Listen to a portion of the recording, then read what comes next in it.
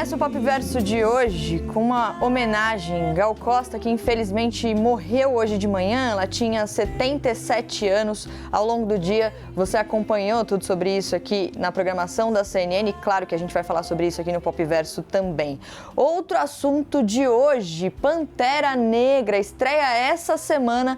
Eu vou contar pra vocês uma coisa. Eu assisti ontem na pré-estreia e chorei. Borrei a maquiagem inteira, a gente vai discutir um pouquinho esse filme. E também Barriga de Aluguel, porque a Rebel Wilson, que é uma atriz lá de Hollywood, teve uma filha de barriga de aluguel e a gente vai explicar um pouquinho melhor sobre isso hoje no Pop Verso também. Então, muitas emoções no programa de hoje. Roda a vinheta.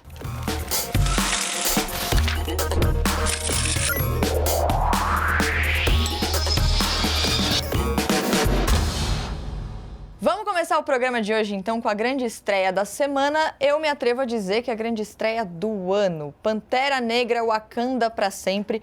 Um filme que fez sucesso ali, né, na primeira edição. Realmente foi um marco na história dos filmes de super-heróis, porque conseguiu furar a bolha da galera que curte isso, né? Muitas pessoas que não assistiam filmes de super-heróis foram pro cinema assistir.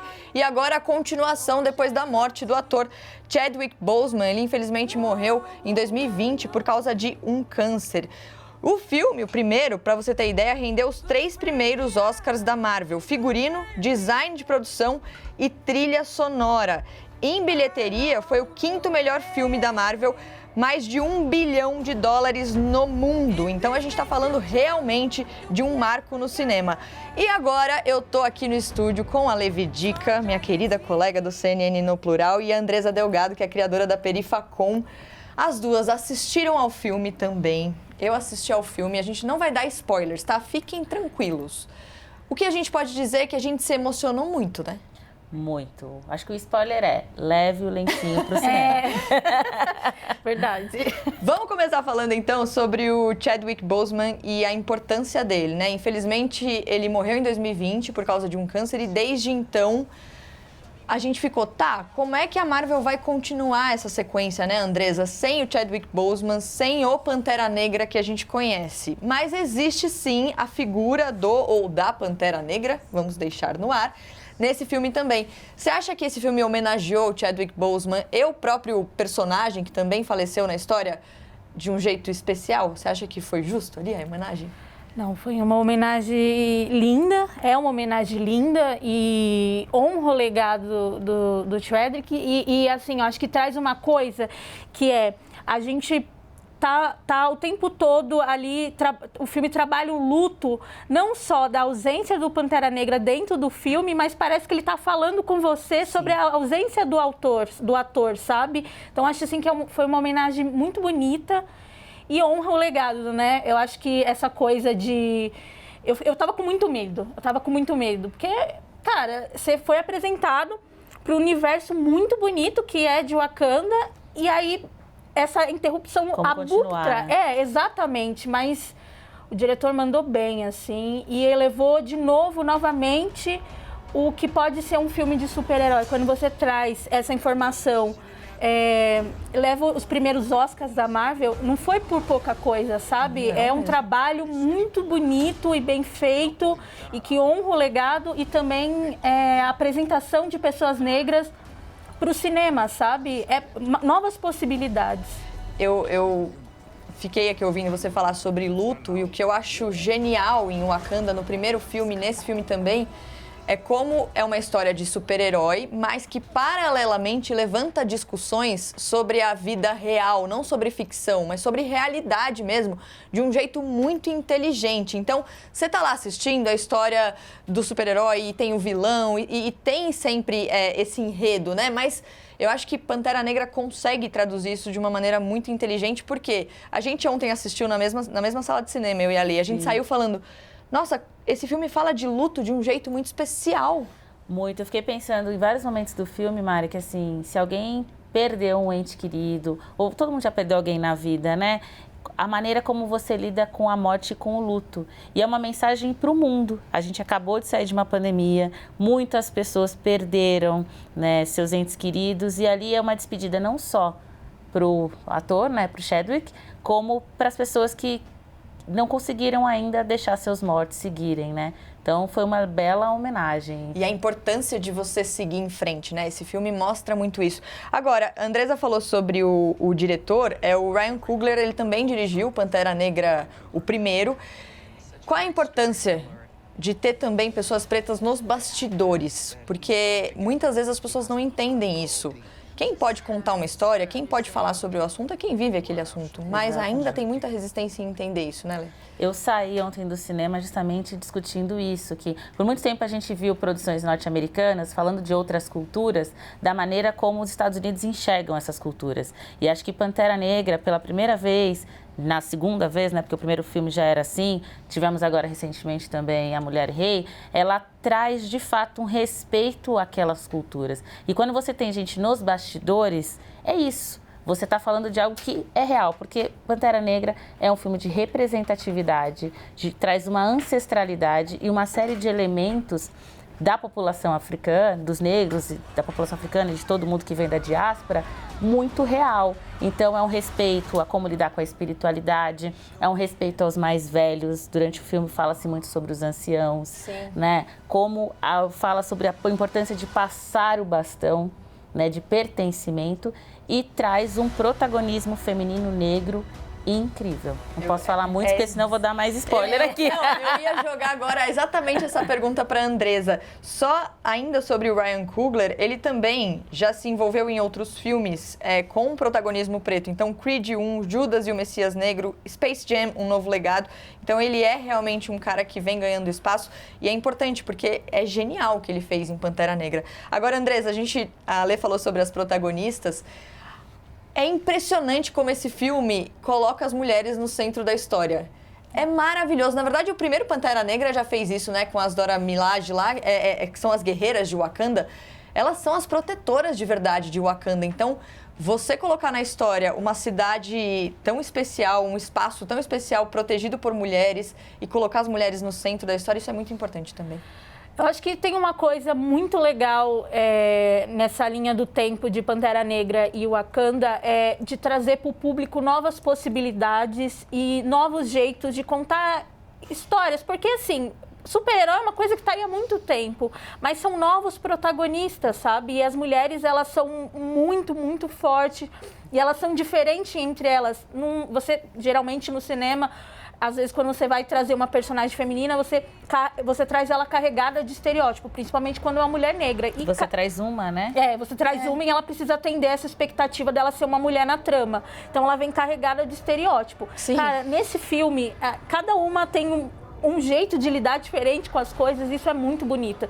E eu acho que uma coisa que eu acho que vale a pena, assim, falar é que a Shuri cresceu demais de um filme para o outro e é muito bonito ver a escolha de trazer novas narrativas e conflitos dela mesma com a própria história, né? Sem dar spoiler aqui, mas nada que o trailer já não tenha falado. Isso é muito, muito bonito, assim. E traz uma coisa de uma escola do Ryan, do diretor, de disputar o cinema, né? A gente vê aí esses novos talentos e é uma luta histórica disputar o entretenimento, né? Como as pessoas negras são vistas. Porque, se você cresce vendo a televisão e as pessoas negras não se veem, elas não se sentem representadas. Exatamente. Então, é um belo momento para estar viva, né? E poder ver essas coisas, as mudanças acontecendo, né? E acho que abrem possibilidades também, só completando. Porque esses filmes, eu sempre gosto da mensagem que está por trás. Mais uma vez, né, eu falei, é uma obra afrofuturista que busca um resgate na nossa ancestralidade, mas traz ficção científica e traz uma mensagem de futuro, para onde a gente tem que caminhar. Né, um pequeno spoiler aqui, ele fala da cultura africana, e em algum momento ele abre também para uma cultura mais mexicana, maia, enfim, os povos originários, latinos, que também sofreram com a colonização. Sim, com a colonização, com a escravidão, e mostrando que em muitos momentos o colonizador quer que a gente guerreie, mas no fim a gente tem que se aliar para seguir juntos, isso. Né? Então eu acho que essa é uma mensagem também muito bonita que o filme passou. É importantíssimo falar disso. Vocês falaram sobre os povos mexicanos. O próprio ator, né? Ele é um ator mexicano que interpreta o Namor, que é o vilão. Eu fiquei impressionada com a atuação, eu fiquei impressionada com esse vilão, porque é aquele vilão, assim, que você não gosta, mais gosta? Vocês tiveram esse conflito, assim? Ele é um anti-herói, né? É total a figura do anti-herói. E em muitos momentos do filme. Nossa, e como ele é sedutor, né? Como ele consegue falar sobre a história dele, um ator realmente impressionante. Só algumas informações aqui sobre o Namor. A gente tá falando de um personagem muito antigo nas histórias em quadrinhos. Então ele é de 1939, foi a primeira vez que ele apareceu na HQ Marvel Comics número 1. Ele é o primeiro herói original da Marvel, forte, resistente. E o que ele faz? Ele absorve habilidades de animais marinhos, porque as habilidades dele ficam mais potentes debaixo d'água. Mas, se ele fica muito tempo longe da água, ele enfraquece e aí ele pode adoecer. Ele também tem asinhas no tornozelo, por isso ele voa. No filme a gente vê isso também. Ele sofre uma mutação, então ele também é o primeiro mutante da Marvel. Já foi um X-Men. Ele fala no filme, né? Eu sou um mutante. Essa hora eu fiquei... Yes! E ele é meio, como a Andresa disse também, um anti-herói, antagonista, tem muito ódio pelas populações da superfície. Então, o grande conflito ali é entre a nação dele, que está embaixo d'água, e a superfície. O nome da nação dele, do lugar ali da cidade submarina, é Talocan. Então a gente vê durante o filme inteiro ele discutindo isso justamente com as pessoas de Wakanda. Não é spoiler isso, tá, gente? Porque no trailer a gente vê bastante essa questão. É um arco dos quadrinhos, né? O Namor invadindo Wakanda. E aí, outra coisa importante que eu queria falar aqui nos últimos minutinhos é a personagem da Riri Williams, que pra mim é um destaque gigantesco desse filme. A gente tá falando da personagem dos quadrinhos Coração de Ferro, né? Que é uma jovem gênio, assim, cientista, meio Tony Stark, assim, ela realmente tem inspirações no Homem de Ferro. Então, nesse filme, ela aparece como a jovem cientista que construiu uma coisa X lá, não vou dizer o que é, mas a personagem, ela traz humor pro filme, né? Então, ao mesmo tempo que o filme tem drama, que você chora, você borra a maquiagem, você se emociona e tal, ela é aquele alívio cômico, né? Vocês acharam isso? Cara, sim, e eu amei a apresentação dela, porque ela vai ter uma série própria, né? E eu achei vários momentos tem homenagens muito legais pro próprio Tony Stark, que é uma figura muito importante pro MCU. Então, essa transição, ela tá recebendo esse bastão, esse legado do Homem de Ferro. E é uma coisa muito boa, porque o Homem de Ferro, ele sempre trouxe um alívio cômico, né? Sim. Eu acho que é isso, assim, é um filme muito sério. E essa responsa de fazer as piadas, etc e tal, fica com a Riri. É muito legal que seja com ela, porque ela representa um legado muito importante, né? 10 anos de MCU, 10 anos de Homem de Ferro.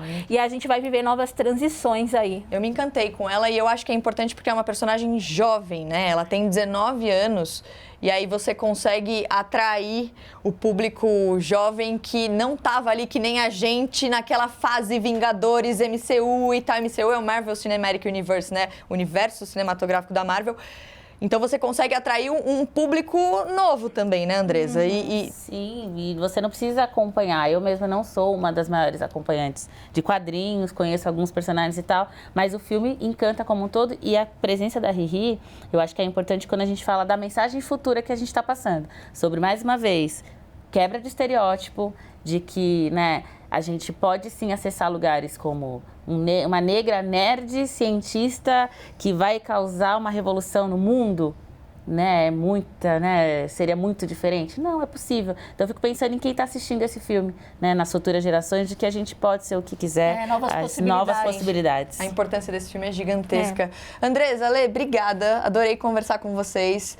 E é isso, gente. Semana de estreia de Pantera Negra, Wakanda pra sempre. A gente já assistiu, tem o selo de qualidade das três, né? Tem, aprovado. Selo de qualidade das três. Então assistam, porque vale muito a pena, dá pra discutir várias coisas. O que acontece quando você junta John Travolta, Ben Stiller e LeBron James num trailer para divulgar um produto seu? Esse produto, né, tem que fazer sucesso, porque são três gigantes. Eles, então, estão no trailer de divulgação de God of War Ragnarok, um jogo que está sendo lançado hoje, um dos jogos mais esperados do ano. Traz de volta, depois de 4 anos, o deus Kratos e o filho dele, o Atreus, em uma nova jornada que mergulha aí na mitologia nórdica. Para quem não sabe, Ragnarok é o dia do fim do universo na mitologia nórdica. E esse investimento, então, foi alto para divulgar esse game, viu? Porque juntou esses três gigantes no trailer, olha aí. com os filhos. Então, John Travolta, Ben Stiller e LeBron James, astro da NBA. Olha aí, esse daí foi o trailer de lançamento. Maravilhoso, né? Mesmo quem não curte game, viu esse trailer e se interessou por isso. Agora eu vou pedir para você que está assistindo aí ao Popverso para, por favor, tirar um print da tela, tirar uma foto, qualquer coisa. Só registre esse momento em que eu divido a tela com o homem mais sexy do mundo, eleito pela revista People, Chris Evans, nosso querido Capitão América, 41 anos. Ele disse que a mãe dele está felizona com esse título. Todo ano a People faz isso. Então, em 2021, quem levou foi o Paul Rudd. Paul Rudd é o Homem-Formiga, olha aí. Também na Marvel com o Chris Evans. Em 2020 foi o Michael B. Jordan, que também para mim ali top 3 com certeza. Michael B. Jordan maravilhoso. Mas vamos mostrar as fotos do Chris Evans na revista? Porque realmente a gente precisa mostrar, né, gente? Ele é maravilhoso. E o Chris Evans, além de lindo, sexy, né, super-herói, ele é carisma. Ele é puro carisma. Várias vezes ele já quebrou a internet. Primeiro quando ele deu entrevista cercado de cachorrinhos. Foi uma entrevista que ele deu pro canal do BuzzFeed. Maravilhoso. Segundo momento que ele quebrou a internet, esse ano, mostrou que ele tinha um iPhone 6. Ele é o Chris Evans, o Capitão América, ele tinha um iPhone 6. Ele se despediu do iPhone 6, colocou lá e descanse em paz. Então ele tem carisma. Ele ganharia o título também de homem mais carismático do mundo, homem mais sexy, e é isso. Olha isso, gente. Aqui no Popverso a gente tem o hábito, e um hábito que eu amo, que é a gente sempre tá de olho, claro, nas notícias, no que está acontecendo no mundo do entretenimento, e a gente traz discussões a partir disso aqui para o nosso estúdio. A discussão de agora é muito importante, barriga de aluguel. Por que falar sobre isso? A Rebel Wilson, que é uma atriz lá de Hollywood, super famosa, ela faz muitos filmes de comédia, ela é bem engraçada mesmo, ela usou o Instagram dela para anunciar, olha aí, que nasceu a filha dela. Isso foi na semana passada, a Royce Lillian, e nasceu por barriga de aluguel. Ela escreveu na legenda aí da foto: eu não consigo descrever o amor que eu tenho por ela. Ela é um lindo milagre e eu sou eternamente grata a todos que estiveram envolvidos, vocês sabem quem são. E aí ela também publicou: quero particularmente agradecer a minha linda barriga de aluguel, que a carregou e deu à luz com tanta graça e cuidado. Obrigada por me ajudar a começar minha própria família, é um presente incrível. Ela tem um relacionamento já de muitos anos com uma estilista. Rebel Wilson realmente é sensacional. Ela já fez A Escolha Perfeita, o filme As Trapaceiras, Cats, De Volta ao Baile. E aí essa discussão a gente traz agora para o estúdio. Por quê? Barriga de aluguel não é permitida aqui no Brasil, mas a nossa legislação permite a barriga solidária. Qual é a diferença? O que significa isso? A gente vai conversar agora com a Thaís Maia, que é advogada, mestre e especialista em bioética. Thaís, só para a gente entender, vai, em um tweet, bioética, especialista. O que é bioética? Ai, que desafio. A bioética... Gente, é um super desafio, mas assim, a bioética é uma ética aplicada que tem como objetivo trazer soluções concretas para os conflitos da vida, né? E aí a gente vê, especialmente, né, tem muita proeminência esses conflitos gerados pela biotecnologia aplicada à área da saúde. Então me ajuda agora a entender a diferença entre barriga de aluguel, não permitida aqui no Brasil, e barriga solidária. Então, a barriga de aluguel, como o próprio nome já fala, ela vai envolver questões monetárias, né, até uma lucratividade. Agora, já a barriga solidária, que é o que é permitido aqui no Brasil, não envolve nenhum tipo de caráter lucrativo. Inclusive, aqui no Brasil, a mulher que se dispõe a ser barriga, né, ceder o seu útero, ela tem que atender alguns requisitos, e um deles é ser parente de até 4º grau do paciente, né? Seja do marido, da esposa, do marido ou do marido, da esposa ou da esposa, ou do paciente sozinho. Tá, e quando a gente fala de barriga solidária, vamos trazer aqui para a discussão no Brasil, né? Porque a gente sabe que existem legislações diferentes em vários lugares no mundo. Por exemplo, a Rebel Wilson, nos Estados Unidos, teve uma filha de barriga de aluguel. Aqui no Brasil, a gente está falando da barriga solidária. Como funciona o processo aqui? É muito burocrático? Geralmente as pessoas realmente demoram muito para conseguir? Como que é o processo aqui? Não, se as pessoas elas atendem os requisitos, como você falou, a gente não tem uma lei no Brasil que trate desse assunto.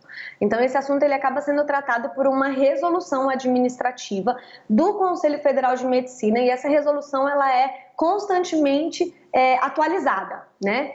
Já tem algumas décadas que esse assunto é tratado pelo Conselho Federal de Medicina e aí ali estão elencados os requisitos. Então, se o casal procura, ou o paciente, tá, gente? Eu falo casal porque tem várias configurações na reprodução humana assistida. Então, se o paciente ele busca a clínica de reprodução e ele se encontra ali enquadrado no que a resolução determina de requisito, tudo certo. Pela clínica mesmo, esse procedimento ele já anda. Agora, se a pessoa, né, que está buscando esse tratamento não se enquadra nesses requisitos, ou seja, uma família um casal, né, ou paciente, que não tenha essa mulher que atenda esses requisitos, né? Tem que ter um filho vivo, tem que ser parente de até 4º grau de um dos dois, né?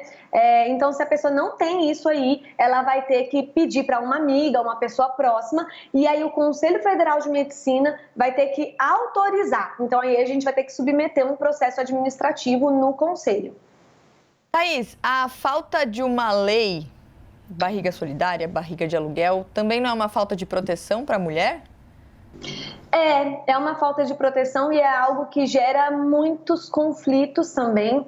Por quê? Porque essa resolução, ela é uma resolução que obriga os médicos e as clínicas, né? Ou seja, são as pessoas que estão ali debaixo do guarda-chuva de jurisdição, né, que a gente chama, do Conselho Federal de Medicina. Ou seja, como eu não sou médica, eu sou advogada que atuo de forma especializada nessa área, eu não sou obrigada a seguir essa resolução. Só que enquanto paciente, eu tenho que respeitar essas regras que são aplicadas aos médicos e às clínicas e aos laboratórios, entende? Então, isso acaba gerando muito conflito ali no consultório mesmo, né? Então, o ideal seria uma lei que trouxesse essas, regras gerais, pelo menos, né? Thaís, obrigada, viu, por ajudar a gente a entender um pouquinho melhor esse assunto. De nada, eu fico à disposição, esse é um assunto muito interessante e até mais. Até! Gente, infelizmente o Pop Verso tá acabando, mas olha só, a gente encerra o programa de hoje com uma homenagem, mais uma vez, porque sim, ela merece muitas homenagens. Gal Costa, que infelizmente morreu hoje de manhã com 77 anos, a gente está falando de um dos maiores nomes da música brasileira. Ela suspendeu os shows, né, recentemente, inclusive o show que ela faria no Primavera Sound, que é um festival que aconteceu aqui em São Paulo no último final de semana. Ela cancelou a participação no festival de última hora. Segundo a equipe dela, ela precisava se recuperar depois de ter passado por uma cirurgia para tirar um nódulo na fossa nasal direita. Em setembro, ela se apresentou em outro festival de música em São Paulo, o Koala. A notícia deixou, claro, muita gente triste, principalmente as pessoas que conviviam ali no meio musical com a Gal Costa. Então, vários artistas, celebridades lamentaram a morte dela lá na internet. No Twitter, o Gilberto Gil disse: muito triste e impactado com a morte de minha irmã gaúcha, Gal Costa. No Instagram, o Lulu Santos disse: sua voz, nossa vida, obrigado, Gal. Zélia Duncan também falou sobre a morte da Gal Costa. Ah, Brasil, que vazio! Sem Gal Costa, que tristeza sem fim. Que tristeza sem fim, realmente, Zélia Duncan. A gente encerra o programa de hoje, então, ouvindo um pouquinho de Gal Costa e a gente volta amanhã. Meu guru, porto seguro, onde eu vou ter